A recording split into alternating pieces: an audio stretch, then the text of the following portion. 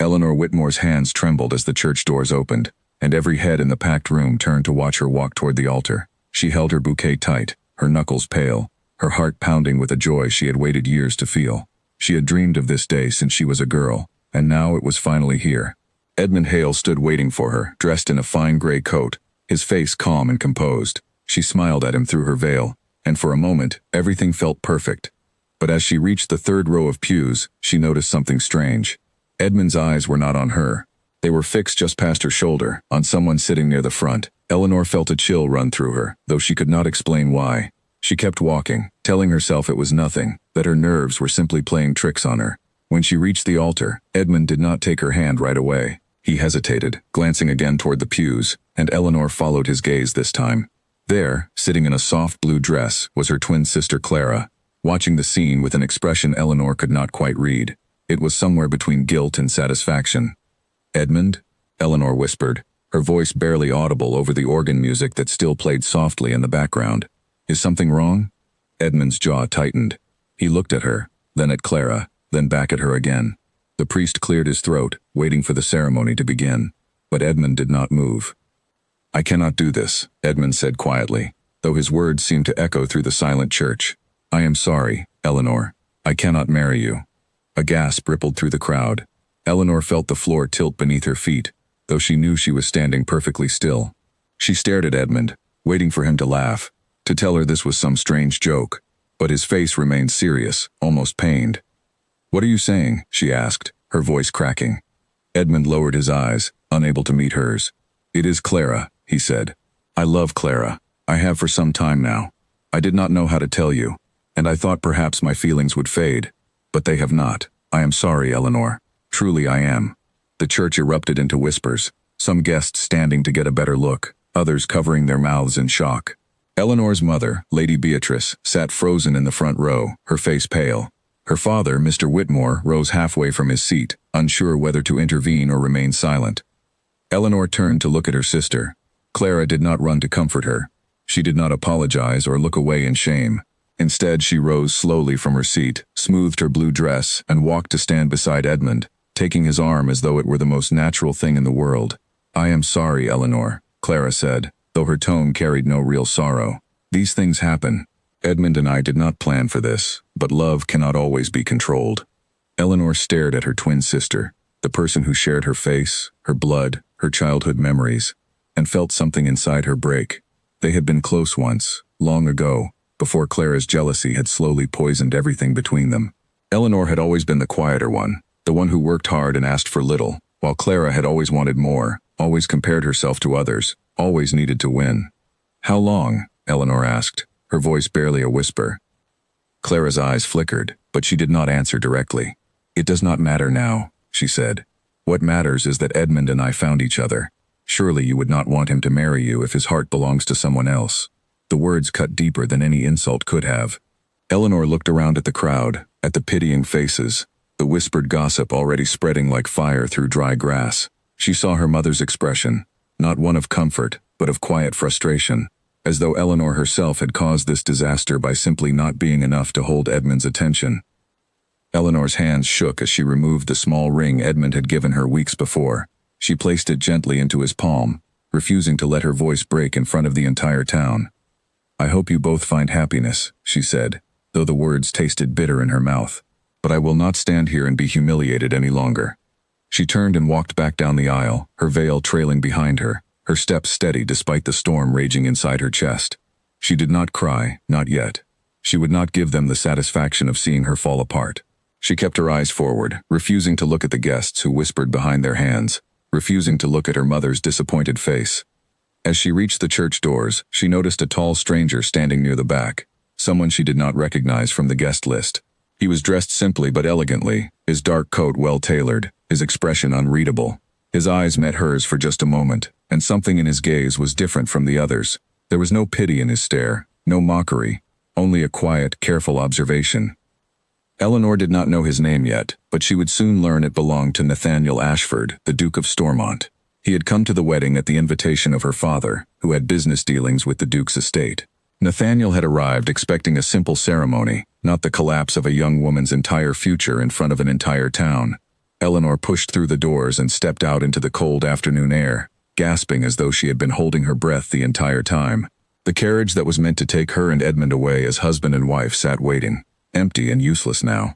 She climbed inside alone, pulling the door shut behind her, and only then did the tears finally come. She pressed her hands against her face, her shoulders shaking with silent sobs. The humiliation burned worse than the heartbreak. Everyone she knew had witnessed her rejection. Everyone would talk about it for weeks, perhaps months. She could already imagine the whispers in the market, the pitying looks from neighbors, the quiet laughter behind closed doors. The carriage rattled forward, carrying her back toward her family home, though she barely noticed the passing countryside. Her mind kept replaying the moment Edmund's eyes had drifted toward Clara, the moment she had realized something was terribly wrong. How long had this been happening? Weeks? Months? Had Clara always intended to take Edmund from her, or had it happened slowly, an accident that grew into something neither of them could control? By the time the carriage reached the Whitmore estate, Eleanor had wiped her tears away, though her eyes remained red and swollen. She stepped down and walked into the house, ignoring the servants who stared at her in confusion, still dressed in her wedding gown, still carrying the bouquet she had forgotten to leave behind. She climbed the stairs to her bedroom and shut the door, sinking onto the edge of her bed. The silence of the room pressed against her like a weight. She stared at her reflection in the mirror across from her bed, at the woman in white, at the veil still pinned neatly in her hair, and felt as though she were looking at a stranger. Downstairs, she could hear voices rising, her mother's sharp tone cutting through the quiet house as she spoke with the servants, likely already crafting some story to explain the disaster to the neighbors. Eleanor closed her eyes, wishing she could disappear entirely, wishing she could rewind the day and somehow prevent what had happened. But she could not change the past. She could only face whatever came next. A soft knock came at her door sometime later, and she assumed it was her mother coming to scold her for the embarrassment she had caused. Though logically she knew none of this was her fault. Instead, it was her father who entered, his face lined with worry and something else, something Eleanor could not quite place. "Eleanor," he said gently, sitting beside her on the bed, "I am so sorry this happened to you." She said nothing, staring at her hands folded in her lap. "I know today has been terrible," her father continued, "but I must speak with you about something important, something that may help us both." Eleanor looked up at him, confused. "What do you mean?" Her father hesitated, glancing toward the door as though making sure no one else could hear. "The Duke of Stormont was at the church today," he said slowly. "He witnessed everything. Afterward, he approached me with an unusual proposal." Eleanor's stomach twisted with unease. "What kind of proposal?" "He wishes to marry you," her father said simply. "He needs a wife, Eleanor, someone of good standing, someone capable and sensible. He believes you would suit his needs perfectly, and in return, he is willing to help settle certain difficulties our family has been facing." Eleanor stared at her father in disbelief. Only hours ago, she had been abandoned at the altar in front of the entire town, and now she was being offered as a solution to a stranger's practical needs. The idea should have horrified her, and in some ways it did. Yet somewhere beneath the shock, she felt a small flicker of something else. Perhaps it was hope, or perhaps it was simply the desperate need to escape the shame that now clung to her name. "I do not know this man," Eleanor whispered. "How can I possibly marry him?" Her father's expression softened. "I know it seems impossible now, but please consider it, Eleanor. This could be a chance for a new beginning, far from here, far from the whispers and the gossip that will surely follow you if you remain." Eleanor looked toward her window, watching the sun begin to set over the fields she had known her entire life. Everything familiar suddenly felt foreign, tainted by the events of the day. Perhaps her father was right. Perhaps a new life, however strange and unexpected, was exactly what she needed.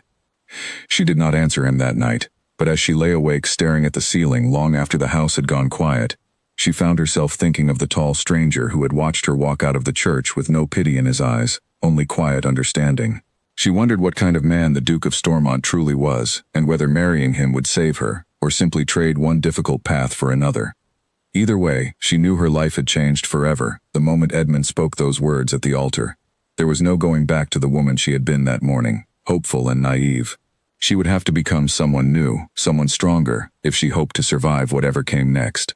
She thought of the years she had spent preparing for a life with Edmund, the quiet evenings sewing linens for a home they would never share, the small hopes she had folded carefully into every letter she once wrote him. None of that mattered now. Every plan she had built for herself had crumbled in the space of a single sentence, spoken by a man who could not even look her in the eye as he said it. Outside her window, the estate grew dark and quiet. the last light fading behind the distant hills. Eleanor pulled her knees to her chest, still dressed in her wedding gown, unwilling to remove it just yet, as though changing clothes might make the day feel permanent in a way she was not ready to accept. Somewhere in the house below, she could hear the faint clink of dishes being cleared, the low murmur of servants trying to carry on as though nothing unusual had occurred. She wondered, briefly, what Clara was doing at that very moment. Was she celebrating with Edmund, laughing over the audacity of what they had done together? Or did some small part of her sister feel even a flicker of guilt for the wreckage left behind? Eleanor doubted it. Clara had never been one to dwell on the cost of getting what she wanted. For the first time since walking out of the church, Eleanor allowed herself to imagine a future entirely disconnected from the life she had planned. She did not yet know what that future might hold, only that it would have to be built from nothing, without the comfort of a fiancé's promises or a family's full support. It was a frightening thought, yet beneath the fear, something small and stubborn had already begun to take root, a quiet refusal to be defined only by the humiliation of this single, terrible day. 3 days after the wedding that never happened, Eleanor still had not left her room except for meals, and even those she took quietly, avoiding the eyes of the servants who whispered whenever they thought she could not hear them. Word of the disaster had spread through the entire town within hours, and by the second day, it seemed every household within 20 miles knew the story of the bride left standing at the altar, while her own twin sister took her place at the groom's side.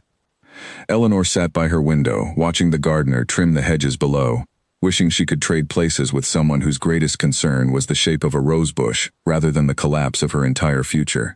She had barely slept since the wedding, her mind replaying the scene over and over, searching for signs she might have missed, moments where she should have noticed something was wrong. A sharp knock interrupted her thoughts, and her mother entered without waiting for a response, her face set in a tight, disapproving line. "You cannot hide in this room forever," Lady Beatrice said, crossing her arms. "People are already talking, and your absence only makes things worse." "Mother, I was left at the altar," Eleanor said quietly. "Surely a few days of privacy is not too much to ask." Lady Beatrice's eyes narrowed. "Privacy will not fix what has been broken. Do you understand what this means for this family? For your sister's reputation? For mine? For your father's standing among his associates?" Eleanor felt a familiar ache in her chest, the same one she had felt countless times growing up, whenever her mother spoke of appearances and reputation as though they mattered more than the people involved. "What about my reputation, Mother? What about what happened to me?" "You were not the one who ran off with someone else's fiancé," Lady Beatrice snapped, though her tone carried more irritation than sympathy. "But you were the one standing there, unable to hold his interest. Perhaps if you had shown him more warmth, more attention, none of this would have happened." The words struck harder than any physical blow could have. Eleanor stared at her mother, stunned by the casual cruelty of the accusation, as though Edmund's betrayal had somehow been her own fault for not being charming enough, pretty enough, interesting enough to keep him from straying toward her own sister. "I have nothing more to say to you right now," Eleanor said, turning back toward the window, her voice trembling with restrained anger. Lady Beatrice sighed sharply and left the room without another word, the door closing behind her with a soft but pointed click. Eleanor pressed her palms against her eyes, willing herself not to cry again. She had cried enough over the past 3 days to last a lifetime, and she refused to let her mother's harsh words break her further. Later that evening, Eleanor learned that Clara and Edmund had already begun making arrangements for their own wedding, moving forward with startling speed as though nothing scandalous had occurred at all. The engagement announcement would appear in the local paper within the week, and already several families in town had sent notes of congratulations, seemingly unbothered by the manner in which the match had come to be. Eleanor could not understand how the world continued to move forward so easily, while her own life remained frozen in that single humiliating moment at the altar. She wondered if anyone truly cared about what had happened to her, or if she had simply become an inconvenient detail in a story that everyone preferred to forget as quickly as possible. Her father visited her again the following morning, this time with a more serious expression than before. He sat across from her at the small table near her window, folding his hands together as though preparing to deliver difficult news. "Eleanor," he began, "I know you have had little time to consider what I mentioned before, but circumstances require that we speak of it again." Eleanor's stomach tightened. "The Duke of Stormont," she said flatly. Her father nodded. "He has sent word again, requesting an answer soon. I understand this is not the situation you imagined for yourself, but please understand, our family's circumstances are more difficult than you realize." "What do you mean?" Eleanor asked, studying her father's face carefully. He hesitated, then sighed. "Our finances have suffered greatly this past year. Poor harvests, unwise investments, debts that have accumulated faster than I anticipated. I had hoped your marriage to Edmund might ease some of these burdens through his family's connections, but now that arrangement is gone. Eleanor felt a cold weight settle in her stomach. She had known her family faced some financial strain, but she had not realized how severe the situation truly was. And the Duke's proposal would solve this? He has offered a generous settlement, her father admitted, though his voice carried a note of shame. Enough to secure our estate and protect us from further ruin. In exchange, he asks only that you become his wife. Eleanor stared out the window, watching the late afternoon light stretch long shadows across the garden. She thought of Edmund's betrayal, of Clara's calm cruelty, of her mother's harsh words blaming her for a situation entirely beyond her control. She thought of the strange calm in the Duke's eyes as he had watched her walk away from the church. No pity, no judgment, simply quiet observation. "What do you know of him?" she asked finally. "The Duke of Stormont. What kind of man is he?" Her father considered the question carefully. "He is known to be serious, private, and exacting in his business dealings. Some call him cold, though I have always found him fair. There are rumors of a past engagement that ended badly, though he has never spoken of it publicly. He keeps to himself mostly, managing his estate with great discipline."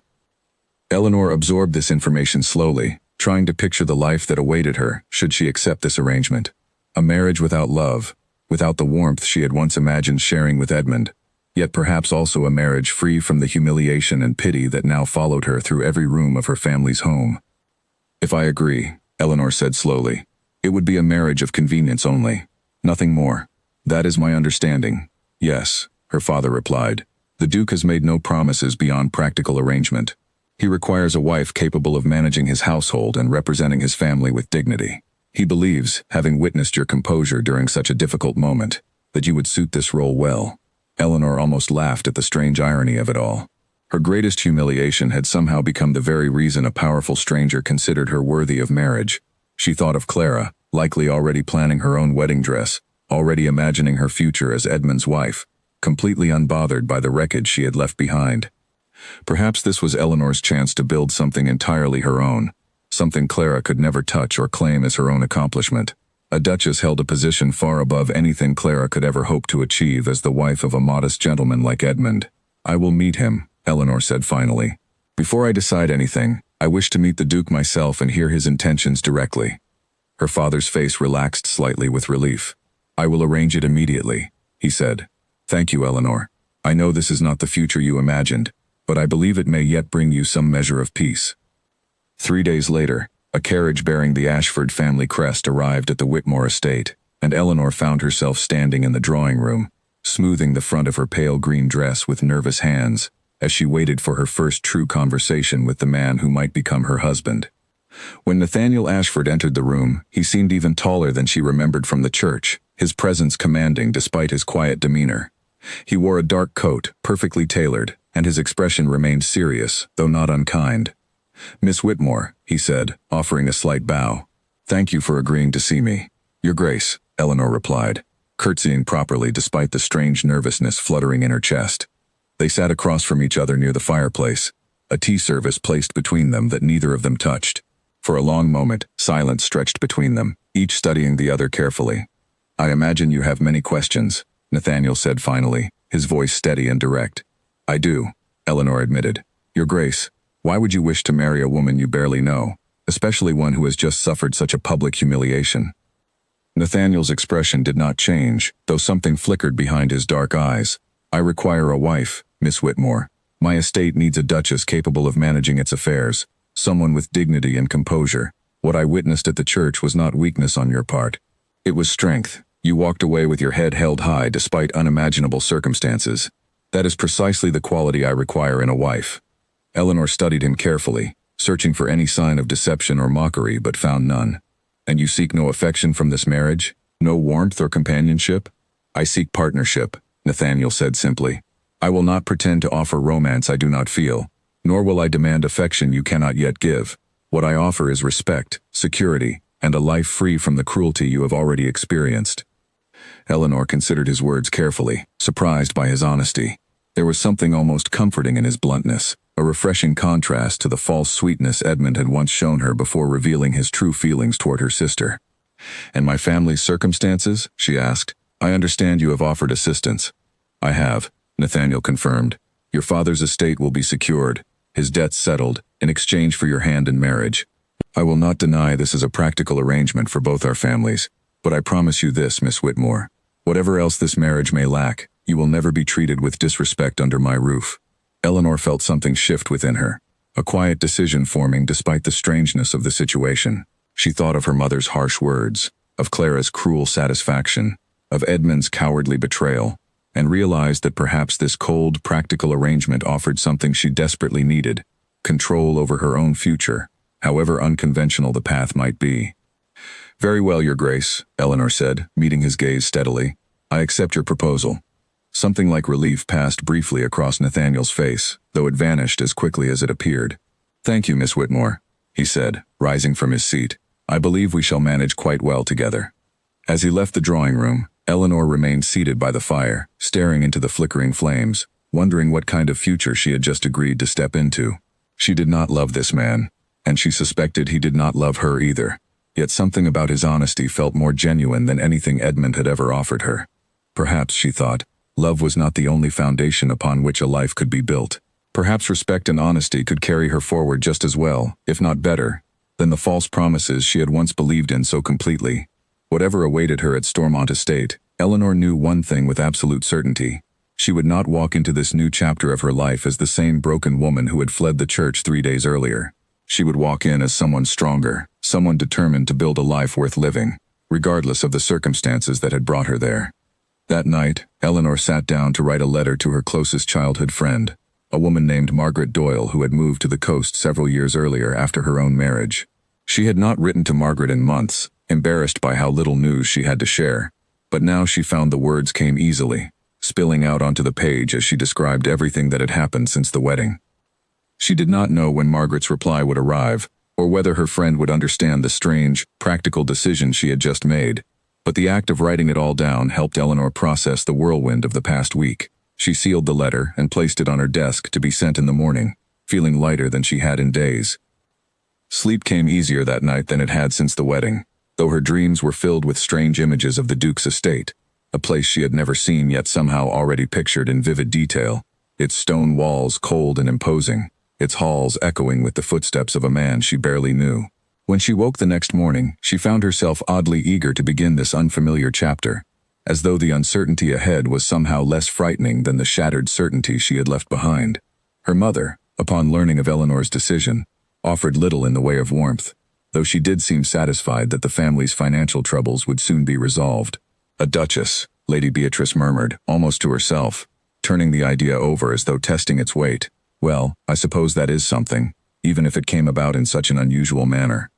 Eleanor said nothing in response, unwilling to seek her mother's approval any longer. She had spent enough of her life trying to earn affection that seemed to come so easily to Clara, and she resolved, quietly but firmly, that whatever life awaited her at Stormont, she would build it on her own terms, without needing her mother's validation to feel it was worthwhile. The wedding between Eleanor Whitmore and Nathaniel Ashford, Duke of Stormont, took place on a quiet morning in the estate's private chapel, far from the prying eyes that had witnessed her first, disastrous attempt at marriage. Only a handful of guests attended, mostly close family members and a few trusted servants from the Ashford household. There were no crowds of curious neighbors, no whispered gossip echoing through the pews, only the quiet formality of two people entering an arrangement built on necessity rather than love. Eleanor wore a simple gown of pale silver, far less elaborate than the dress she had worn during her first attempted wedding. She stood at the altar once more, though this time her hands did not tremble with hope or excitement. Instead, she felt a strange, hollow calm, as though she were watching the ceremony happen to someone else entirely. Nathaniel stood beside her, dressed in dark formal attire, his expression composed and unreadable as always. When the priest asked if he would take Eleanor as his wife, he answered clearly and without hesitation. When it was Eleanor's turn to respond, she found her voice steady, despite the storm of emotions swirling beneath the surface. "I do," she said, and the words felt strange on her tongue, so different from the ones she had almost spoken to Edmund weeks before. The ceremony concluded quickly, without celebration or grand festivity. There was no large reception, no dancing, no toasts among cheering guests. Instead, a modest meal was served in the estate's formal dining room, attended only by close family and a few members of the household staff who had known Nathaniel since childhood.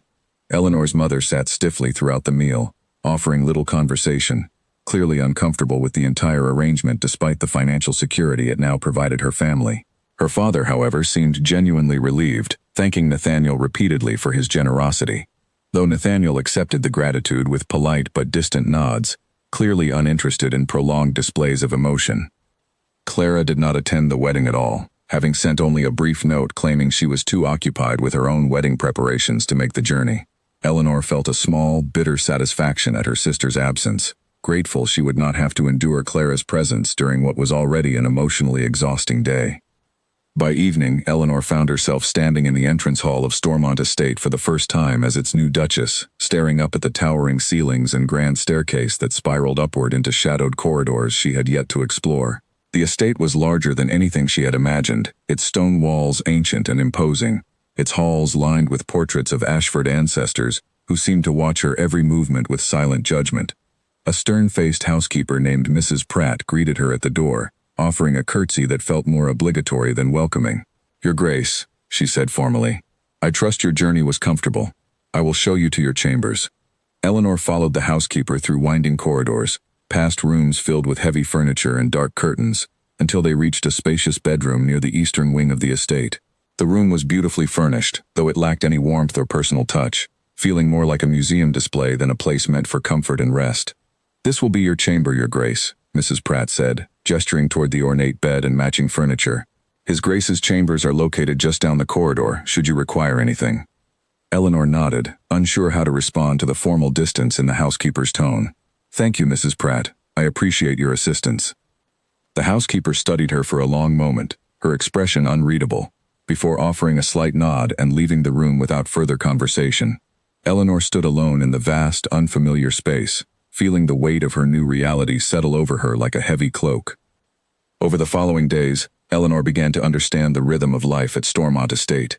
Nathaniel spent most of his time occupied with estate business, meeting with tenants, reviewing financial ledgers, and managing the many responsibilities that came with his title. Their interactions remained polite but distant. Formal conversations exchanged over shared meals, brief updates about household matters, nothing resembling the warmth Eleanor had once imagined sharing with a husband. Despite this distance, Eleanor found herself curious about the man she had married. She noticed small details others might have overlooked, the way his expression softened slightly when discussing matters concerning the estate's tenants, the careful attention he paid to ensuring fair treatment for those who worked his lands, the quiet respect the household staff showed him despite his reserved manner. One afternoon, while exploring the estate's extensive library, Eleanor discovered a portrait tucked away in a forgotten corner, covered partially by a dust sheet. Curious, she pulled the fabric aside and found herself staring at a painting of a beautiful young woman, her expression bright and full of life, so different from the somber portraits that lined the main hallways.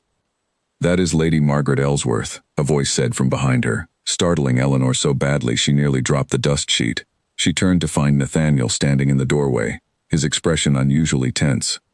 "I am sorry," Eleanor said quickly. "I did not mean to intrude. I was simply exploring the library and found this by chance." Nathaniel stepped further into the room, his eyes fixed on the portrait with an intensity that revealed more emotion than Eleanor had yet witnessed from him. "She was my betrothed, many years ago," he said quietly, "before you arrived at Stormont." Eleanor remained silent, sensing the weight behind his words, waiting for him to continue if he chose to. "We were engaged for nearly 2 years," Nathaniel continued, his voice low and controlled, though Eleanor detected a subtle tension beneath the surface. "I believed we shared a genuine affection, that our marriage would be built on more than mere convenience. I was wrong." "What happened?" Eleanor asked gently, unsure if she had any right to ask such a personal question. Nathaniel's jaw tightened. "She left me for another man, someone she claimed offered greater wealth and status than I could provide at the time. Before I inherited my title, she made her choice clear, and rather publicly, humiliating me before many of the same social circles that now whisper about your own past misfortune." Eleanor felt a strange kinship with this man standing before her, both of them shaped by betrayal, both of them forced to rebuild their lives after being cast aside by people they had trusted. "I am sorry," she said softly. "That must have been incredibly difficult." "It taught me valuable lessons," Nathaniel said, his tone hardening slightly. "Affection is unreliable. People change their loyalties when it suits their interests. I decided long ago that my next marriage would be built on practical foundations, not fragile emotions that can shift without warning. Eleanor considered his words carefully, understanding now why he had approached their marriage with such cold, calculated precision. He was protecting himself from further heartbreak, building walls thick enough to prevent anyone from wounding him the way Lady Margaret once had. "I understand," Eleanor said quietly. "Perhaps we are not so different, you and I. We have both learned that trust can be dangerous." Nathaniel studied her for a long moment, something shifting subtly in his expression, though he quickly masked it behind his usual composed demeanor. "Perhaps," he said simply, before turning to leave the library without further explanation. That evening, Eleanor found herself reflecting on the conversation as she sat alone in her chamber, staring out the window at the darkening sky. She had married a man who carried his own scars, hidden carefully behind a wall of practicality and cold formality. Perhaps understanding this history would help her navigate their strange, distant marriage with greater patience and compassion. Over the following weeks, small moments of unexpected connection began to emerge between them. Nathaniel occasionally sought her opinion on matters concerning the estate, surprising her with his willingness to consider her perspective despite his reputation for stubborn independence. Eleanor, in turn, began taking greater interest in the estate's operations, learning the names of the household staff, familiarizing herself with the tenants who relied on Stormont's prosperity for their own livelihoods. One particularly cold evening, Eleanor found Nathaniel in the study, reviewing paperwork by candlelight, his expression tired and strained. She hesitated in the doorway, unsure whether to intrude, before finally stepping inside with a small tray of tea she had prepared herself. "I thought you might appreciate something warm," she said, setting the tray gently on his desk. Nathaniel looked up, surprise flickering across his usually composed features. "Thank you," he said, his voice softer than usual. "That was thoughtful of you." "You have been working quite late these past few nights," Eleanor observed, taking a seat across from him. "Is everything well with the estate?" Nathaniel sighed, rubbing his temples briefly before answering. "There have been some difficulties with tenant disputes over land boundaries, along with concerns regarding this season's harvest yields. Nothing insurmountable, but requiring careful attention nonetheless." "Perhaps I could help," Eleanor offered. "I have some experience managing household accounts and mediating small disputes from my time, helping my father with similar matters." Nathaniel studied her carefully, as though reconsidering his initial assumptions about her capabilities. "I would welcome your assistance," he said finally, "if you are willing." Over the following days, Eleanor found herself increasingly involved in the estate's affairs, offering practical solutions to tenant disputes, organizing household accounts with meticulous care, and slowly earning the respect of staff members who had initially regarded her with cautious skepticism. Nathaniel, in turn, began treating her with greater warmth, occasionally sharing small moments of humor or quiet conversation that revealed glimpses of the man hidden beneath his guarded exterior. Despite these gradual improvements, Eleanor remained aware that their marriage was still built primarily on practical necessity rather than genuine affection. Yet she found herself increasingly comfortable within the walls of Stormont Estate, grateful for the stability and respect Nathaniel provided, even if deeper feelings remained carefully unspoken between them. One evening, as the first frost of the season settled over the estate grounds, Eleanor found herself unable to sleep, her mind restless with thoughts of the strange new life she now inhabited. She rose quietly, wrapping a shawl around her shoulders, and made her way down to the kitchens, hoping a cup of warm milk might ease her into rest. To her surprise, she found Nathaniel already there, seated at the long wooden table usually reserved for the staff, a single candle burning beside him as he stared at nothing in particular. He looked up when she entered, startled from whatever thoughts had claimed his attention. "I could not sleep either," he admitted, gesturing for her to join him. "The estate grows quiet this time of year, and sometimes the silence presses too heavily against old memories." Eleanor sat across from him, pulling her shawl tighter. "Do you often come down here at night?" "More than I would like to admit," Nathaniel said with a faint, rueful smile. "It seems neither of us can escape our own thoughts tonight." Eleanor laughed softly at his wry tone, the sound surprising them both. It was the first time she had heard herself laugh so freely since arriving at Stormont, and Nathaniel's expression softened at the sound, something warm flickering behind his usually guarded eyes. "You should laugh more often," he said quietly. "It suits you." "Perhaps I simply have not had much reason to, until recently," Eleanor replied, meeting his gaze steadily. They sat together in comfortable silence for a while, sharing the warm milk Eleanor prepared for them both, speaking occasionally of small, inconsequential things, the weather, the upcoming harvest. a stray cat that had taken up residence near the stables. It was nothing of great importance, yet Eleanor found herself treasuring the ease of the conversation, so different from the careful formality that had once defined their interactions. "Thank you for this," Nathaniel said eventually, rising from the table as the candle burned low. "I did not realize how much I needed a quiet moment like this, shared with someone who did not require anything of me beyond simple company. We can share more moments like this," Eleanor offered gently, "if you would like." Nathaniel studied her for a long moment before nodding slowly. "I believe I would like that very much." Meanwhile, news arrived occasionally from her family regarding Clara's own approaching marriage to Edmund. According to her father's letters, tensions had already begun emerging within Edmund's family, who apparently harbored reservations about Clara's reputation following the scandal surrounding Eleanor's abandoned wedding. Eleanor read these updates with mixed emotions, part of her still wounded by her sister's betrayal, another part quietly satisfied that Clara's chosen path might not prove as smooth or triumphant as she had once imagined. As the weeks passed, Eleanor began to settle into her new role as Duchess of Stormont, gradually building a life she had never anticipated for herself. Though love remained absent from her marriage, she discovered something equally valuable growing between herself and Nathaniel: mutual respect, quiet understanding, and the slow, careful foundation of genuine partnership built through shared responsibility and honest conversation. One rainy afternoon, Eleanor found herself walking through the servants' quarters, delivering extra blankets after learning that a storm had damaged part of the roof above their sleeping rooms. She had not expected to enjoy these small tasks, yet she found genuine satisfaction in ensuring the comfort of those who worked so tirelessly to maintain the estate. Mrs. Pratt, initially startled to find her Duchess handling such matters personally, gradually came to respect Eleanor's hands-on approach, mentioning quietly to the other staff that perhaps Stormont had finally found a mistress who understood the true meaning of stewardship. It was during one such afternoon that Eleanor overheard two maids discussing the previous Duchess who might have been, referring to Lady Margaret with a mixture of curiosity and disapproval. Eleanor did not interrupt, though she found herself troubled by how deeply that old betrayal still lingered in the memory of the household, shaping the way the staff viewed their master's capacity for trust. That evening she mentioned the overheard conversation to Nathaniel, choosing her words carefully. "The staff still speak of her," she said gently.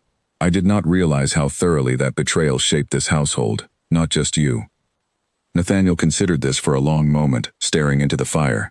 "I suppose wounds like that do not stay contained to a single person. They spread outward, coloring everything around them, even years later." He paused, then added quietly, "Perhaps it is time this house learned a different story to tell." Eleanor understood the weight behind his words, recognizing that whatever they were slowly building together might, in time, replace the old shadow of betrayal with something far more hopeful. She resolved silently to help him rebuild not just his own trust, but the quiet confidence of an entire household that had watched its master suffer in near silence for years. Autumn deepened around Stormont Estate, the trees shedding their leaves in brilliant cascades of red and gold, and with each passing week, Eleanor found the walls of the great house feeling less like a museum and more like a home she was slowly learning to claim as her own. She did not yet know what the future held for their unconventional marriage, but for the first time since Edmund's betrayal at the altar, Eleanor felt a small flicker of hope returning to her heart, a quiet belief that perhaps her story was not yet finished, that perhaps something meaningful could still be built from the wreckage of her shattered expectations. 2 months into her marriage, Eleanor had grown accustomed to the rhythms of Stormont Estate, though the great house still held secrets she had not yet uncovered. She rose early each morning, walked the gardens before breakfast, and spent her afternoons reviewing household accounts alongside Nathaniel, who had come to rely on her judgment more than he likely cared to admit aloud. The household staff, once cautious and reserved around their new Duchess, had gradually warmed to her presence. Mrs. Pratt, the stern housekeeper who had greeted Eleanor with such formal distance during her first days at Stormont, now offered small smiles during their morning discussions about menus and supplies. A young maid named Hattie Blackwood had become particularly fond of the new Duchess, often lingering to chat while completing her chores. "You have changed things around here, Your Grace," Hattie said one morning as she helped Eleanor arrange fresh flowers in the drawing room. "The house feels less like a museum and more like a home." Eleanor smiled at the compliment, arranging a bundle of white roses with careful attention. "I am glad to hear that.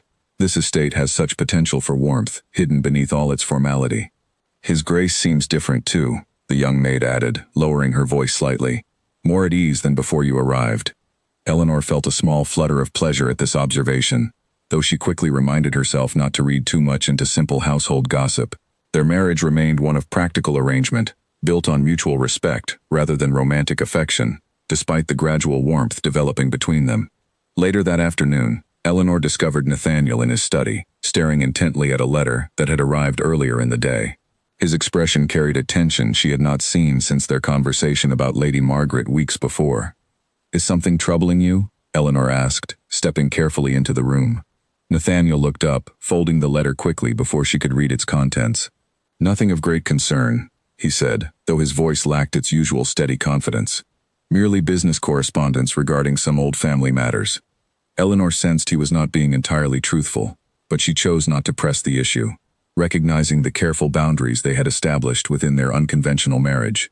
Instead, she moved toward the window, gazing out at the estate's expansive grounds where autumn leaves had begun turning brilliant shades of amber and gold. "I received a letter from my father today as well," Eleanor said, changing the subject. "Clara's wedding to Edmund has been set for next month." Nathaniel's expression remained carefully neutral, though Eleanor noticed a slight tightening around his eyes. "How do you feel about that news?" Eleanor considered the question carefully before answering. "Strange, I suppose. Part of me still feels the sting of betrayal when I think of them together. Yet another part of me feels almost relieved to no longer be tangled in whatever complicated affection Edmund once claimed to feel for me." "You have grown since arriving here," Nathaniel observed quietly. "I have noticed a strength in you that continues to surprise me." Eleanor turned to face him, surprised by the unexpected compliment. "Thank you," she said softly. "That means more than you might realize." Their conversation was interrupted by a soft knock at the study door, followed by Mrs. Pratt's entrance, her expression carrying an unusual note of hesitation. "Your Grace," she said, addressing Nathaniel, "there is a visitor requesting to see you. She claims to be an old acquaintance." Nathaniel's expression shifted subtly, a flicker of something unreadable passing across his features. "Did she give a name?" "Lady Margaret Ellsworth, Your Grace," Mrs. Pratt replied, her tone carefully neutral, though Eleanor noticed the housekeeper's eyes dart briefly toward her, as though gauging her reaction to this unexpected announcement. Eleanor felt her stomach tighten at the mention of the name, remembering the portrait she had discovered in the library weeks earlier, the woman who had once broken Nathaniel's trust so thoroughly that he had built emotional walls thick enough to survive years of isolation. "Show her to the drawing room," Nathaniel said, his voice carefully controlled. "I will join her shortly." As Mrs. Pratt departed, Nathaniel turned to Eleanor, his expression unreadable. "I apologize for this interruption. I was not expecting her arrival." "Do you wish me to remain here, or would you prefer privacy for this conversation?" Eleanor asked, uncertain how to navigate this unexpected situation. Nathaniel considered her question carefully before responding. "Please, join me. I have nothing to hide from you, and perhaps your presence will help clarify matters more quickly." Together they made their way to the drawing room, where Lady Margaret Ellsworth waited, dressed in an elegant traveling gown, her expression carrying a mixture of nervousness and determination. She looked much as she had in her portrait, though several years had added subtle lines of maturity to her once youthful features. "Nathaniel," she said, rising from her seat as they entered, her eyes flickering briefly toward Eleanor with obvious curiosity. "Thank you for agreeing to see me." "Margaret," Nathaniel replied, his tone formal and distant. "This is my wife, Eleanor, Duchess of Stormont."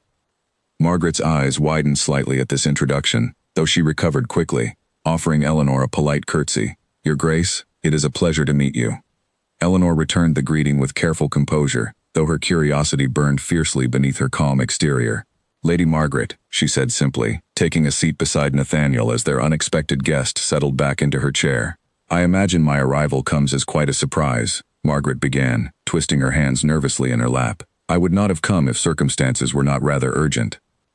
"What brings you here, Margaret?" Nathaniel asked, his voice carefully neutral, though Eleanor could sense the tension simmering beneath his controlled exterior. Margaret hesitated, glancing briefly toward Eleanor before continuing. "My husband has recently passed away, leaving behind significant debts that threaten to ruin what remains of my family's estate. I have nowhere else to turn, Nathaniel. I know I have no right to ask anything of you after everything that happened between us, but I hoped, perhaps, given our history, you might consider offering some assistance." Eleanor watched Nathaniel's expression carefully, searching for any sign of lingering affection or resentment toward the woman who had once shattered his trust so completely. His face remained composed, though his hands tightened slightly where they rested on his knees. "I am sorry to hear of your husband's passing," Nathaniel said carefully, but I fail to understand why you believe I owe you any assistance after the manner in which our engagement ended." Margaret's cheeks flushed with embarrassment. "I understand your anger, Nathaniel. What I did to you was unforgivable, and I have regretted it deeply in the years since. I was young and foolish, seduced by promises of wealth and status that ultimately brought me nothing but misery. My husband proved unfaithful and reckless with our finances, leaving me with debts I cannot possibly resolve alone." Eleanor felt an unexpected wave of sympathy for the woman, despite everything she had done to hurt Nathaniel years before. Perhaps Margaret's poor choices had led her toward genuine suffering, a fitting consequence for her earlier betrayal. Yet Eleanor could not help but recognize the desperation clearly visible in the woman's pleading expression. "What exactly are you asking of me?" Nathaniel asked, his voice hardening slightly. "A loan, perhaps," Margaret said quietly, "enough to settle the most pressing debts and allow me to maintain some semblance of stability for myself and my young daughter." Nathaniel remained silent for a long moment, clearly weighing his response carefully. Eleanor watched him closely, curious how he would navigate this unexpected confrontation with his past. "I will consider your request," Nathaniel said finally, "though I make no promises. Leave your information with my steward, and I will send word once I have reached a decision." Margaret's shoulders sagged slightly with relief, though her expression remained tense. "Thank you, Nathaniel. I know I have no right to ask for your kindness, yet I am grateful you are willing to consider it." After Margaret departed, Eleanor remained seated beside Nathaniel, uncertain how to address the tension still lingering in the room. "You do not have to help her," Eleanor said quietly, "after everything she did to you." Nathaniel sighed heavily, running a hand through his dark hair. "I know I do not have to, yet I find myself unable to turn away from genuine suffering, regardless of past grievances. Perhaps that makes me foolish." "It makes you kind," Eleanor said softly, surprising herself with the sincerity of her words. "Despite everything, you still choose compassion over bitterness. That is a rare quality." Nathaniel looked at her carefully, something shifting subtly in his expression. "You continue to surprise me, Eleanor. I expected resentment, perhaps jealousy, given the history between myself and Margaret, yet you offer only understanding." "I know what it feels like to be betrayed by someone you trusted," Eleanor replied. "Yet I have also learned that carrying bitterness only weighs down your own heart. Perhaps helping her, in whatever way you choose, will bring you a measure of peace rather than resentment." That night, unable to sleep, Eleanor found herself thinking of Margaret's desperate expression, the way pride had visibly warred with necessity as she asked for Nathaniel's help. She understood, in some small way, what it felt like to stand before someone and admit that circumstances had left you without options, having felt something similar herself in the days following Edmund's betrayal. She rose from bed and made her way to Nathaniel's study, finding him still awake, staring at the fireplace with a troubled expression. "You are still awake," she observed, stepping quietly into the room. "I cannot decide if helping her makes me weak or simply human," Nathaniel admitted, glancing up at her. "Part of me wishes to refuse entirely, to let her feel even a fraction of the humiliation she once caused me. Yet another part cannot bear the thought of her daughter suffering for her mother's past mistakes." "You are not weak for choosing compassion," Eleanor said, settling into the chair across from him. "If anything, it takes far greater strength to help someone who once wronged you than to simply turn away in bitterness." "Bitterness is easy, Nathaniel. Grace is not." He studied her carefully, something softening in his expression. "You continue to see things so clearly, even when I cannot." "Perhaps that is because I am not the one who was hurt in this particular situation," Eleanor replied gently. "It is always easier to see clearly when the wound belongs to someone else." Over the following days, Nathaniel arranged a modest loan for Margaret, enough to settle her most pressing debts, though he made clear through his steward that he expected no further contact beyond this single act of assistance. Eleanor watched this entire situation unfold with quiet admiration, recognizing in Nathaniel's actions a complexity of character far deeper than the cold, practical persona he presented to the world. Their marriage, though still lacking overt romantic affection, continued deepening in unexpected ways. Eleanor found herself genuinely admiring the man she had married, appreciating his quiet strength, his careful compassion hidden beneath layers of guarded formality, his willingness to grow and change despite the painful lessons of his past. Meanwhile, preparations continued for Clara and Edmund's approaching wedding, though troubling rumors had begun reaching Eleanor through occasional letters from her father. Apparently, tensions within Edmund's family had grown increasingly strained, with several relatives expressing open reservations about Clara's reputation and character, following the scandal surrounding her betrayal of her own sister. Eleanor read these updates with cautious interest, wondering whether Clara's chosen path toward happiness might prove far rockier than she had initially anticipated. Whatever troubles awaited her sister, Eleanor found herself increasingly focused on building her own life at Stormont, grateful for the unexpected stability and quiet respect growing steadily between herself and the husband she had once viewed merely as a practical solution to an impossible situation. A few weeks after Margaret's visit, Eleanor decided to organize a small gathering of her own, inviting a handful of neighboring families to a modest luncheon at Stormont. She had noticed how isolated the estate felt, how rarely visitors arrived beyond matters of strict business, and she believed the household might benefit from a touch of warmth and sociability. Nathaniel had seemed hesitant at first when she proposed the idea. "This house has not hosted a proper gathering in years," he admitted, "not since before Margaret." "Perhaps that is precisely why it should happen now," Eleanor replied gently. "A house should not remain frozen because of old wounds. Let us give it a reason to feel alive again." He agreed, somewhat reluctantly, though as the day of the luncheon arrived, Eleanor noticed him watching the preparations with quiet curiosity rather than dread. The gathering proved a modest success, filled with polite conversation, laughter over shared stories about the harvest season, and several compliments directed toward Eleanor's thoughtful arrangement of the gardens. Afterward, as the last guests departed and the house settled back into its familiar quiet, Nathaniel found Eleanor in the drawing room, gathering stray teacups left behind by their guests. "Thank you," he said simply. "I had forgotten what it felt like to have laughter in these halls." "It will not be the last time," Eleanor promised, smiling as she set the teacups aside. "This house deserves more than silence, Nathaniel, and so do you."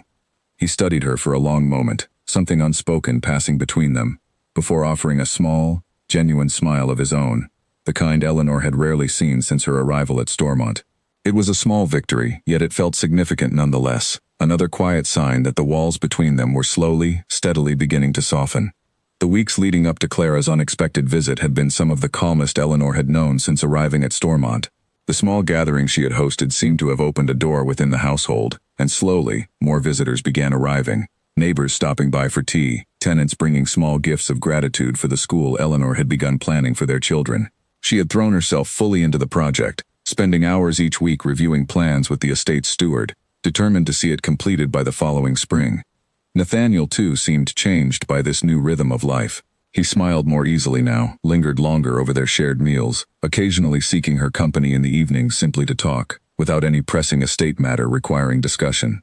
Eleanor found herself looking forward to these quiet hours together, treasuring the gradual warmth that had begun replacing the cold formality of their early months as husband and wife. It was into this fragile, growing peace that Clara arrived at Stormont Estate unannounced on a cold, gray afternoon, 3 weeks before her own wedding to Edmund was set to take place. Eleanor had been reviewing household accounts in the study when Mrs. Pratt entered, her expression carrying obvious discomfort. "Your Grace," the housekeeper said carefully, "your sister has arrived, requesting to see you." Eleanor felt her stomach tighten with unease. She had not seen Clara since the disastrous wedding months earlier, and she had certainly not expected her sister to travel all the way to Stormont without any prior warning. "Show her to the drawing room," Eleanor said finally, setting aside her papers. "I will join her shortly." When Eleanor entered the drawing room minutes later, she found Clara standing near the fireplace, dressed in an elaborate traveling gown that seemed almost deliberately extravagant, as though designed to remind Eleanor of the difference in their circumstances. Clara turned as Eleanor entered, her expression carrying a strange mixture of forced pleasantness and barely concealed tension. "Eleanor," Clara said, offering a tight smile, "you look well. Marriage to a duke certainly suits you." "Clara," Eleanor replied evenly, gesturing toward the seating area near the fire.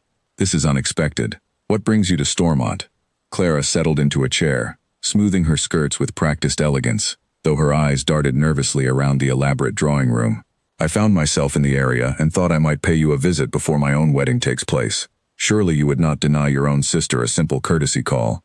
Eleanor studied her twin carefully, sensing an underlying tension beneath Clara's carefully maintained facade. "Of course not," Eleanor said politely, "though I admit I am surprised. We have not spoken since the day you took my place beside Edmund at the altar." Clara's expression flickered briefly, though she quickly recovered her composed smile. "That is precisely why I am here, actually.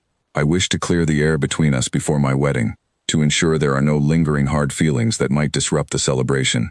Eleanor almost laughed at the absurdity of her sister's request, though she maintained her composure, refusing to give Clara the satisfaction of witnessing any lingering bitterness. I wish you and Edmund every happiness, Clara. Truly I do. Do you? Clara asked, her tone shifting subtly, an edge of challenge creeping into her voice. Because from where I sit, it seems you have landed quite comfortably, despite everything that happened. A duchess, no less, married to a wealthy, powerful man. Perhaps I did you a favor, freeing you from Edmund so you could find someone far more advantageous. Eleanor felt anger flare within her chest at her sister's casual dismissal of the pain she had caused. You believe humiliating me in front of the entire town was somehow a favor? Clara's expression hardened slightly. I did what I had to do, Eleanor. I loved Edmund long before you ever noticed him. You always received everything so easily, the attention, the affection, while I had to fight for every scrap of recognition. When Edmund finally noticed me, I refused to let that opportunity slip away simply because you had claimed him first. Eleanor stared at her sister, stunned by the raw jealousy finally revealed beneath years of careful pretense. You have always felt this way? That I received everything easily, while you struggled? Of course I have, Clara snapped, her composed facade crumbling further. Mother always favored me outwardly, yet somehow you always managed to secure genuine respect and affection from everyone around you, while I was left performing constantly, desperate for attention that never felt quite real. Eleanor absorbed this revelation slowly, understanding for the first time the depth of resentment Clara had harbored throughout their shared childhood, resentment that had ultimately driven her toward such a devastating betrayal. I never intended to make you feel inferior, Clara. I never even realized you felt this way. That is precisely the problem, Clara said bitterly. You never had to try to be noticed, while I constantly performed, constantly competed, simply to receive the attention you gained so effortlessly. When I saw an opportunity to finally win something you possessed, I took it without hesitation. Eleanor rose from her seat, walking toward the tall window overlooking the estate's front lawn, needing a moment to collect her thoughts before continuing this painful conversation. Do you remember, she said quietly, still facing the window, when we were girls, and Mother would dress us alike for church, hoping visitors would struggle to tell us apart? I remember, Clara said softly, her earlier hostility fading slightly into something more reflective. You always stood so still during those visits, so composed, while I fidgeted and fussed until Mother scolded me in front of everyone. I was not composed, Eleanor said, turning back to face her sister. I was terrified. I simply learned early that showing fear only invited more criticism. So I learned to hide it instead, and everyone mistook my silence for strength. Clara studied her carefully, something shifting behind her eyes. I never knew that. I always envied how naturally confidence seemed to come to you. Nothing about my life came as naturally as you believed, Eleanor said. I simply became skilled at appearing unbothered, even when I was breaking apart inside. Perhaps if we had spoken honestly to each other years ago, instead of competing silently for approval neither of us truly needed, things might have turned out differently for both of us. Clara's expression wavered, something like genuine regret flickering across her features before she composed herself once more. It is too late for such conversations now, Eleanor. What is done cannot be undone. No, Eleanor agreed quietly. It cannot. But perhaps understanding it, even now, might help us both move forward without carrying quite so much bitterness. Their conversation was interrupted by soft footsteps approaching the drawing room, and both sisters turned to find Nathaniel standing in the doorway, his expression carefully neutral despite obvious tension in his posture. He had clearly overheard at least part of their heated exchange. Miss Whitmore, he said, addressing Clara formally, his tone carrying an unmistakable coolness. I was not aware you were visiting Stormont. Clara rose quickly, offering a hurried curtsy, her earlier confidence noticeably shaken by Nathaniel's sudden presence. Your Grace, forgive my unannounced arrival. I simply wish to speak with my sister before my upcoming wedding. Nathaniel's eyes narrowed slightly, his gaze shifting between the two sisters with careful assessment. I could not help but overhear portions of your conversation, he said, his voice carrying quiet authority. I find it troubling that you would travel such distance simply to remind my wife of the pain you caused her. Clara's cheeks flushed with embarrassment, clearly unprepared for such direct confrontation. Your Grace, I assure you, that was not my intention. Regardless of your intentions, Nathaniel continued, his tone hardening further, I will not tolerate further distress caused to my wife within these walls. I suggest you conclude your visit and return home to prepare for your own wedding. Clara opened her mouth as though preparing further argument, then seemed to reconsider under Nathaniel's steady, unwavering gaze. Of course, Your Grace, she said finally, gathering her composure.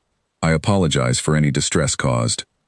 As Clara prepared to depart, she turned briefly toward Eleanor, her expression softening slightly. Though whether from genuine remorse or simple recognition of her defeat, Eleanor could not be entirely certain. "I suppose I should congratulate you properly, Eleanor. It seems fate has favored you once again, despite everything." "Fate had little to do with it, Clara," Eleanor replied evenly. "I built this life through resilience and determination, qualities I learned to develop precisely because of the betrayal you caused me." Clara said nothing further, offering only a brief nod before departing the drawing room, escorted promptly by Mrs. Pratt toward her waiting carriage. Eleanor remained standing near the fireplace, processing the intensity of the confrontation that had just unfolded. "Are you all right?" Nathaniel asked gently, approaching Eleanor with genuine concern etched across his features. "I believe so," Eleanor replied, exhaling slowly. It was strange, hearing her finally admit the resentment she carried all these years. "I never fully understood how deeply she envied me, despite everything I thought I knew about our relationship." "Regardless of her reasons," Nathaniel said firmly, "her actions were unjustifiable. You did not deserve the humiliation she caused you, and I will not allow her to diminish the strength and dignity you have shown since that terrible day." Eleanor looked up at him, surprised by the protective intensity in his voice. "Thank you," she said softly, "for defending me, and for allowing me to face her directly rather than simply dismissing her." Nathaniel's expression softened slightly, something unfamiliar flickering behind his usually guarded eyes. "Eleanor, I must admit something to you. Over these past months I have come to admire you far beyond what I anticipated when we first agreed to this marriage. What began as a practical arrangement has grown into something I did not expect to feel again after everything with Margaret." Eleanor's heart quickened at his unexpected admission, unsure how to respond to the vulnerability now visible in his expression. "Nathaniel," she said carefully, "what exactly are you saying?" "I am saying," he continued, his voice steady, despite the obvious emotion behind his words, "that I have come to care for you deeply, Eleanor. Not merely as a practical partner in managing this estate, but as someone whose happiness and well-being matter to me profoundly. I did not expect to feel this way again, yet here I am, finding myself genuinely fond of the woman I once viewed simply as a solution to my practical needs." Eleanor felt tears gathering in her eyes, though these were tears of unexpected joy rather than the sorrow that had defined so much of her recent past. "I feel the same way," she admitted softly. "I did not expect to find genuine affection within this arrangement, yet somehow, through your patience and honesty, I have come to care for you as well." They stood together near the fireplace, the tension of Clara's visit slowly dissolving into something entirely different, a quiet acknowledgement of feelings neither had anticipated when they first entered this practical marriage months earlier. Whatever challenges still awaited them, Eleanor felt a renewed sense of hope blooming within her chest, a belief that perhaps genuine happiness could still be found, even after everything she had endured. The days following Clara's departure passed in a strange, thoughtful quiet for Eleanor. She found herself returning often to the conversation they had shared, turning over her sister's words carefully, trying to reconcile the bitter, jealous woman who had betrayed her with the vulnerable figure who had briefly let her guard slip during their exchange in the drawing room. She mentioned this to Nathaniel one evening as they walked together through the estate's orchard, the autumn air crisp and cool around them. "I keep thinking about what she said," Eleanor admitted, "about feeling invisible growing up, about constantly performing for attention she never quite believed was genuine. I never realized how much she carried that weight, even as I carried my own." "Perhaps you both suffered in ways the other could not see," Nathaniel offered gently. "It does not excuse what she did to you, but it may help explain it." "I do not think I can ever fully forgive her," Eleanor said slowly. "Not for the humiliation, not for the public nature of what she did. Yet I no longer wish to carry the anger the way I once did. It served its purpose, pushing me to leave that old life behind, but I do not wish to build my future on its foundation any longer." Nathaniel took her hand as they walked, the gesture simple yet grounding. "That sounds like wisdom, Eleanor, not weakness. Letting go of anger does not mean excusing what was done. It simply means refusing to let it define you any further." Eleanor squeezed his hand gratefully, feeling the truth of his words settle into her chest. Whatever bitterness remained between herself and Clara, she recognized now that her own happiness no longer depended on her sister's remorse or apology. It depended only on the life she continued building here, at Stormont, with the man walking quietly beside her through the falling autumn leaves. In the weeks that followed, news arrived that Clara's wedding to Edmund had proceeded as planned, though several accounts suggested the celebration lacked the enthusiasm typically expected during such occasions. Edmund's family, it seemed, remained wary of Clara following the scandal surrounding her betrayal of her own sister, casting a quiet shadow over what should have been a joyous occasion. Eleanor read these updates with mixed emotions, no longer harboring the sharp bitterness that had once consumed her, yet still processing the complicated feelings surrounding her sister's choices. Whatever difficulties Clara now faced within her own marriage, Eleanor found herself increasingly focused on the genuine happiness developing within her own unexpected union with Nathaniel, grateful for the strength she had discovered within herself throughout this entire difficult journey. That evening, after the household had grown quiet and the candles had burned low in their private sitting room, Eleanor found herself sitting beside Nathaniel, her head resting gently against his shoulder as they watched the fire crackle in the hearth. Neither spoke for a long while, content simply to share the silence together. "I keep thinking about what Clara said," Eleanor admitted finally, "about fate favoring me. I do not believe in fate, not really. I believe I fought for every piece of the life I have now, through every humiliation, every doubt, every long night wondering if I would ever feel whole again." Nathaniel turned to look at her, his expression thoughtful. "You did fight for it," he agreed. "And I am grateful every single day that your fight led you here. To me. To this life we are building together. Whatever Clara believes about fortune or luck, I know the truth of what it cost you to become the woman sitting beside me tonight." Eleanor smiled softly, reaching for his hand.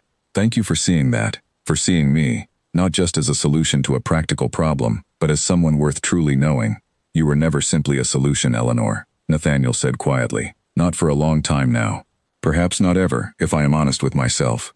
They sat together long into the evening, the earlier tension of Clara's visit fading into something softer, a renewed appreciation for the fragile, precious thing they had built together against every expectation either of them had carried into this marriage.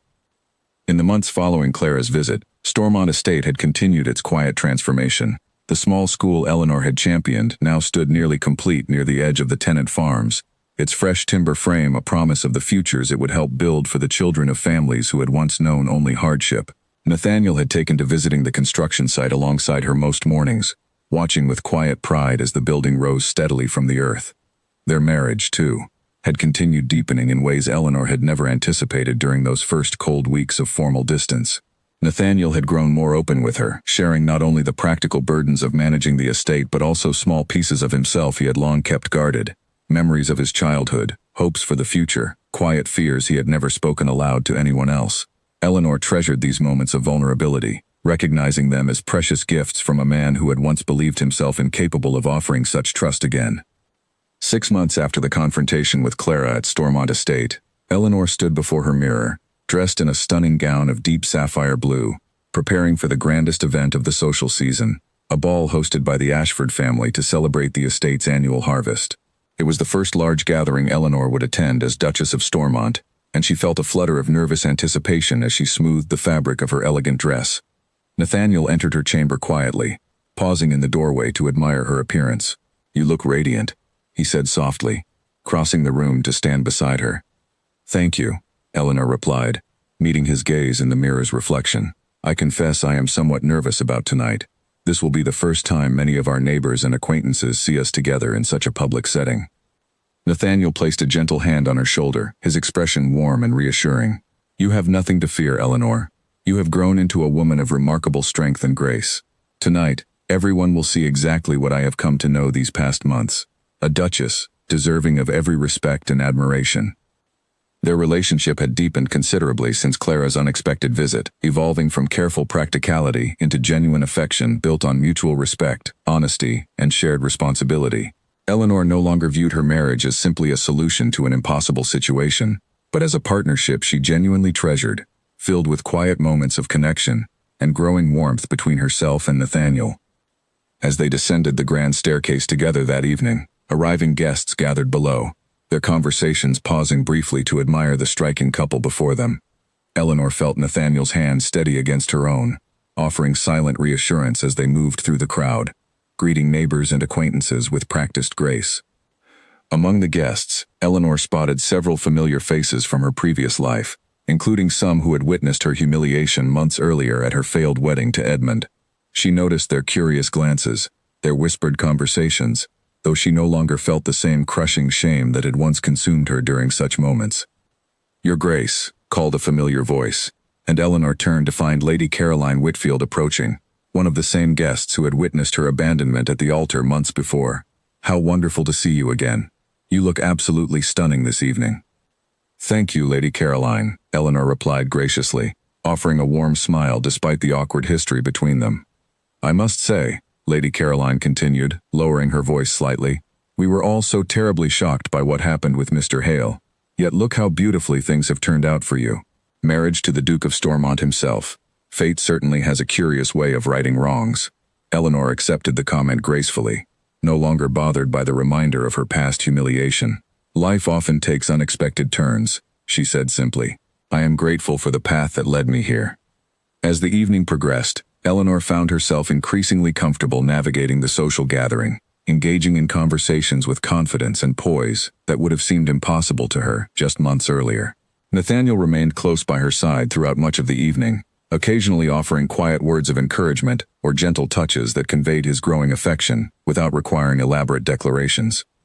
Later in the evening, as musicians began playing for the first dance, Nathaniel extended his hand toward Eleanor with a warm smile. "Would you honor me with this dance, my dear?"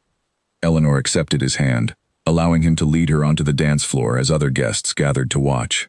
As they moved together through the elegant steps of the dance, Eleanor felt an overwhelming sense of gratitude for the unexpected journey that had brought her to this moment, standing in the arms of a man she had come to genuinely love, surrounded by guests who now regarded her with respect and admiration rather than pity.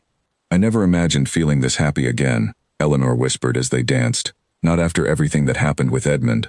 Nathaniel's expression softened, his eyes reflecting genuine warmth as he gazed down at her. "Sometimes our greatest heartbreaks lead us toward paths we never anticipated, paths that ultimately bring far greater happiness than we could have imagined possible." As the dance concluded, Nathaniel unexpectedly raised his voice slightly, addressing the gathered crowd with an announcement that clearly surprised many of the guests. "Friends, neighbors," he began, "I wish to take this opportunity to publicly express my deep admiration and affection for my wife, Eleanor. When we first entered this marriage, many of you likely viewed it as merely a practical arrangement, born from unfortunate circumstances. Yet I stand before you tonight to declare that what began as necessity has blossomed into something far more precious. Eleanor has shown remarkable strength, grace, and wisdom throughout our time together, and I consider myself profoundly fortunate to call her my wife." Eleanor felt tears gathering in her eyes as Nathaniel's words echoed through the grand ballroom, the assembled guests offering warm applause and approving murmurs at this unexpected public declaration. She had never anticipated such open affection from the man who had once approached their marriage with such careful, guarded practicality. Among the crowd, Eleanor noticed Clara standing near the edge of the room, having arrived separately with Edmund earlier in the evening. Her sister's expression carried a complicated mixture of emotions, envy still lingering beneath a carefully composed facade, though something else seemed present as well. Perhaps genuine recognition of how far Eleanor had risen despite the devastating betrayal Clara had once caused. After the dance concluded, Clara approached Eleanor briefly, her expression unusually subdued. "That was quite a declaration," Clara said, her voice lacking its usual sharp edge. "It seems you have found genuine happiness after all." "I have," Eleanor replied simply, without malice or triumph, merely stating a fact she now recognized as undeniably true. Clara hesitated, glancing briefly toward Edmund, who stood conversing with other guests nearby, his expression noticeably strained despite the festive atmosphere surrounding him. "Edmund and I have not found the same happiness," Clara admitted quietly, surprising Eleanor with this rare moment of vulnerability. "His family remains distant, cold toward me despite our marriage. I fear I misjudged what our union would bring." Eleanor studied her sister carefully, recognizing the quiet regret behind her admission, though she felt no particular satisfaction in Clara's apparent unhappiness. "I am sorry to hear that," Eleanor said honestly. "Despite everything between us, I never wished true misery upon you, Clara." "Perhaps that is the difference between us," Clara said softly. "You have always possessed a genuine kindness I struggled to match, no matter how hard I tried." Edmund approached briefly as well, hovering awkwardly at the edge of the conversation, clearly uncertain whether he was welcome to speak with Eleanor, after everything that had transpired between them. "Eleanor," he said finally, his voice hesitant, "you look well. Truly, I am glad to see you have found happiness." Eleanor regarded him with a calm she would not have believed possible a year earlier. "Thank you, Edmund. I hope you and Clara are able to find your own peace as well, whatever shape that peace might take." Edmund's expression carried a heaviness that suggested he understood the difficulties Clara had mentioned, though he said nothing further on the matter, offering only a stiff bow before retreating back toward the refreshment tables, clearly relieved to have concluded the exchange without further tension.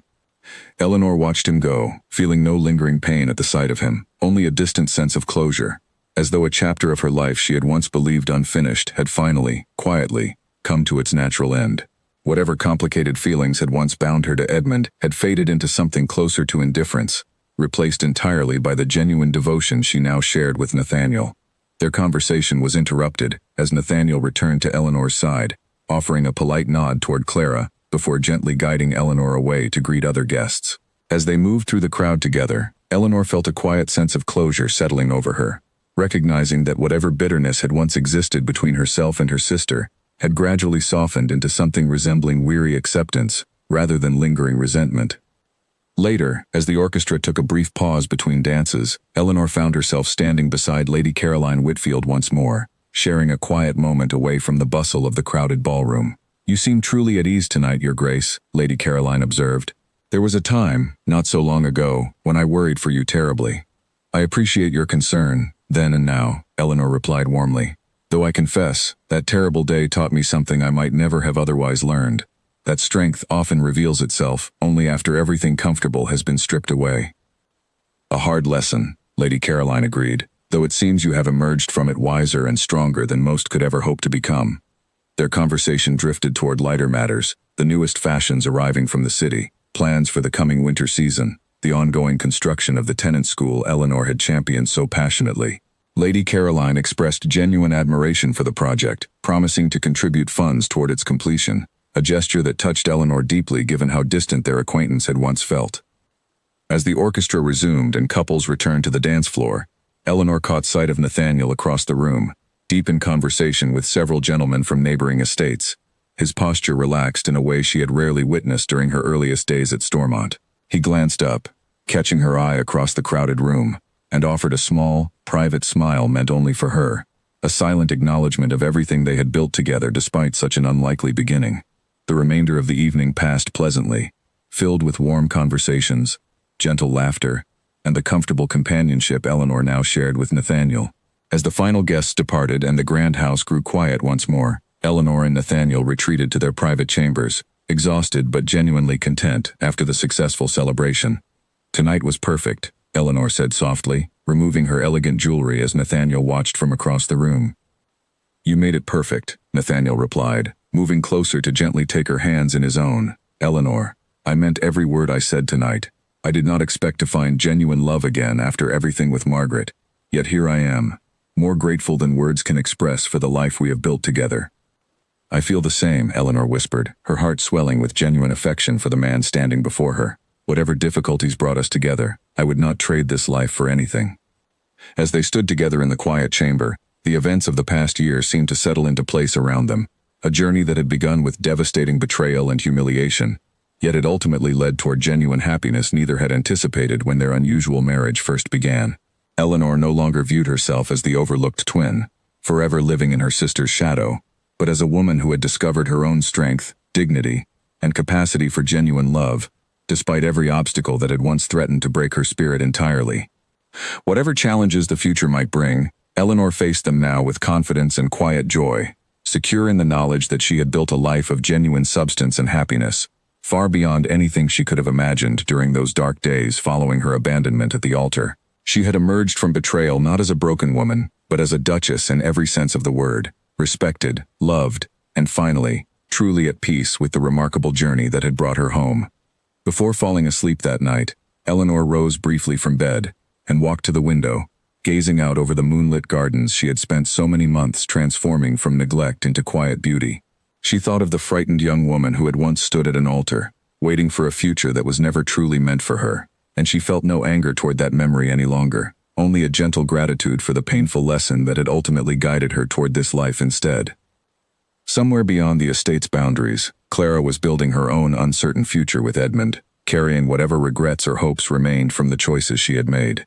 Eleanor no longer needed to measure her own happiness against her sister's circumstances, no longer needed comparison to feel secure in who she had become. She was simply Eleanor, Duchess of Stormont, wife to a man who loved her fully, and mistress of a home that had finally learned to feel like one. She returned to bed, settling quietly beside Nathaniel, who stirred slightly and pulled her close even in his sleep, as though some instinct within him recognized her presence. and welcomed it without hesitation. Eleanor closed her eyes, letting the peace of the moment settle over her completely, grateful beyond words for the strange, winding path that had carried her from heartbreak to a happiness she now held as her own, fully and completely, at long last. Nearly a year after the harvest ball, Stormont Estate looked different than it had when Eleanor first arrived as a nervous, heartbroken bride. The heavy curtains that once darkened the main hallways had been replaced with lighter fabric that let sunlight spill across the old stone floors. Fresh flowers filled the entrance hall each week, arranged by Eleanor herself, a small habit that had become something the entire household looked forward to. On a bright spring morning, Eleanor sat in the estate's private garden, a place she had slowly transformed from an overgrown patch of weeds into a small sanctuary of roses, lavender, and climbing ivy. She pressed a hand gently against her stomach, still growing used to the quiet joy of the news she and Nathaniel had recently discovered. She was expecting their first child, and though the pregnancy remained largely private for now, the knowledge filled her with a happiness she had never imagined possible during those dark days after Edmund's betrayal. Nathaniel found her there later that morning, carrying a small basket of correspondence that had arrived earlier. "You look peaceful," he said, settling onto the bench beside her. "I feel peaceful," Eleanor replied, smiling as she took his hand. "It is strange, thinking back to who I was a year ago, standing at that altar, believing my entire future had collapsed around me. I never imagined I would find myself here, this content, this settled." Nathaniel pressed a gentle kiss to her forehead. "Sometimes the paths that hurt us most lead toward the futures we needed all along." Among the letters he carried was one from Eleanor's father, updating them on family matters back home. Their financial troubles had long since been resolved thanks to Nathaniel's earlier assistance, and Mr. Whitmore had written cheerfully of a small improvement in the estate's fortunes, along with news that Lady Beatrice had softened considerably since Eleanor's rise to Duchess, now speaking of her daughter with a pride that felt somewhat hollow given her earlier harsh words, yet welcome nonetheless. There was also news of Clara. Her marriage to Edmund had grown increasingly strained over the past year, his family never fully accepting her following the scandal of how their union had begun. According to the letter, Clara had recently written to their father, admitting quietly that she often thought of the sister she had wronged, wondering whether true happiness might have looked different had she chosen honesty over deception all those years ago. Eleanor read this portion of the letter slowly, feeling no bitterness, only a quiet sadness for the sister who had once shared her face and her childhood, yet had built her own life on a foundation of jealousy rather than genuine connection. She folded the letter carefully and set it aside, unwilling to let old wounds disturb the calm contentment she had worked so hard to build. Before setting out to visit the tenant farms, Eleanor stopped by the nearly finished schoolhouse, watching a group of local carpenters fitting the final shutters into place. A young boy named Wesley, the son of one of the tenant families, waved eagerly from where he sat perched on a nearby fence, clearly excited at the prospect of the building's completion. "Will we truly be able to learn our letters here, Your Grace?"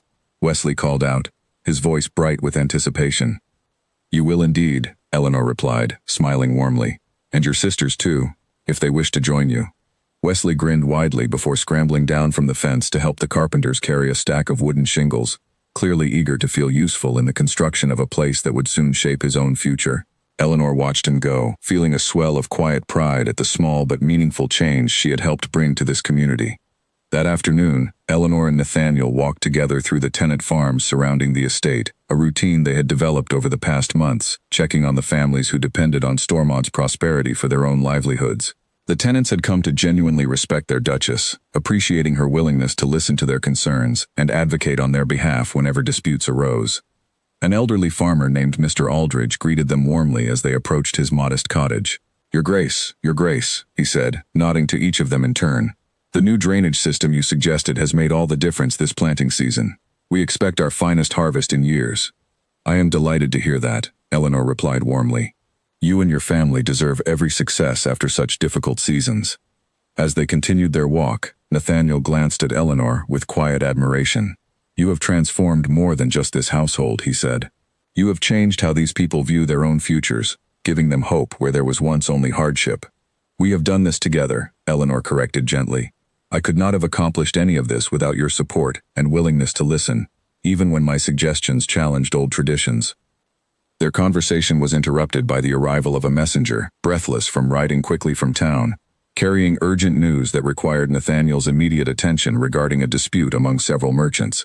As Nathaniel excused himself to address the matter, Eleanor continued her walk alone, enjoying the quiet solitude of the countryside, reflecting on how dramatically her life had changed since that terrible day at the altar. She thought of the young woman she had been then, desperate for approval, shaped entirely by others' expectations of who she should become. That woman had disappeared somewhere along this unexpected journey, replaced by someone far stronger, someone who understood her own worth independent of any man's affection or any family's approval. Later that evening, after Nathaniel had resolved the merchant dispute and returned home, they sat together in the study, reviewing plans for the estate's upcoming improvements. Eleanor had suggested establishing a small school for the children of tenant families, an idea Nathaniel had initially considered unconventional, yet had grown to support enthusiastically after witnessing Eleanor's genuine passion for the project. The building should be ready within 2 months, Nathaniel said, reviewing architectural sketches spread across his desk. You have thought of everything, even down to which families might benefit most from additional instruction. Every child deserves the chance to learn, regardless of their family's circumstances, Eleanor said firmly. I remember how isolated I felt growing up, always measured against Clara, always compared and found wanting in my mother's eyes. I want these children to grow up knowing their worth is not defined by comparison to anyone else. Nathaniel reached across the desk, taking her hand gently. You continue to amaze me, Eleanor. Every day, I discover new depths to your character, new reasons to be grateful you became my wife. As the months progressed toward the birth of their child, Eleanor found herself increasingly settled into the rhythm of life at Stormont, no longer haunted by memories of her failed wedding or her sister's betrayal. She had built something entirely her own, a life defined by genuine partnership, meaningful purpose, and quiet, steady love that had grown slowly from practical arrangement into something far more precious than she had ever imagined possible. One afternoon, shortly before Charlotte's arrival, Eleanor received an unexpected letter from Clara, the first genuine correspondence between the sisters since the confrontation at Stormont months earlier. The letter was brief, carefully worded, lacking the sharp edge that had once colored every exchange between them. Clara wrote that she had finally decided to leave Edmund, unable to bear the constant coldness of his family any longer, and had returned to live quietly with their parents while she considered her next steps. She admitted, in careful, measured words, that she had spent many long nights reflecting on the choices that had led her to this point, and that she hoped, in time, she might earn back some small measure of the trust she had so thoroughly destroyed between them. Eleanor read the letter twice, sitting alone in the garden with her hand resting gently on her growing stomach. She felt no triumph in her sister's unraveling marriage, only a quiet, complicated sympathy for the woman who had spent her entire life chasing a happiness built on the wrong foundations. She wrote back a short, careful reply, offering neither full forgiveness nor continued resentment, only an open door should Clara ever wish to rebuild some fragment of the bond they had once shared as children. Nathaniel, upon learning of the exchange, said little beyond a quiet acknowledgement that the choice of how much grace to extend belonged entirely to Eleanor. You owe her nothing, he reminded her gently, yet I have come to know you well enough to understand that kindness, even where it is not strictly earned, is simply part of who you are. When their daughter was finally born on a crisp autumn morning, nearly 18 months after Eleanor's disastrous wedding day, Nathaniel held the small infant with an expression of pure wonder, tears gathering in his usually composed eyes. She has your strength already, he whispered, gently touching the baby's small hand. I can see it in her grip. Eleanor watched them together, her heart overflowing with a happiness she had once believed impossible during those dark days of humiliation and heartbreak. Whatever pain Edmund's betrayal and Clara's cruelty had once caused her, she recognized now that those wounds had ultimately led her toward this precise moment, this family, this genuine love she had built from the ashes of her shattered expectations. They named their daughter Charlotte, a name chosen simply because they both loved its sound, free from any complicated family history or expectation. As Eleanor held her newborn daughter close, she felt a profound sense of completion, understanding finally that her story had never truly ended at that altar months ago. It had merely begun, leading her toward a life far richer and more meaningful than anything she could have imagined when she first walked down that aisle, believing herself destined for a future that had never truly belonged to her at all. The real future, the one meant specifically for her, had been waiting patiently at Stormont Estate all along, hidden behind a stranger's watchful eyes at the back of a church, ready to unfold slowly into the genuine, hard-won happiness she now held so tightly in her arms.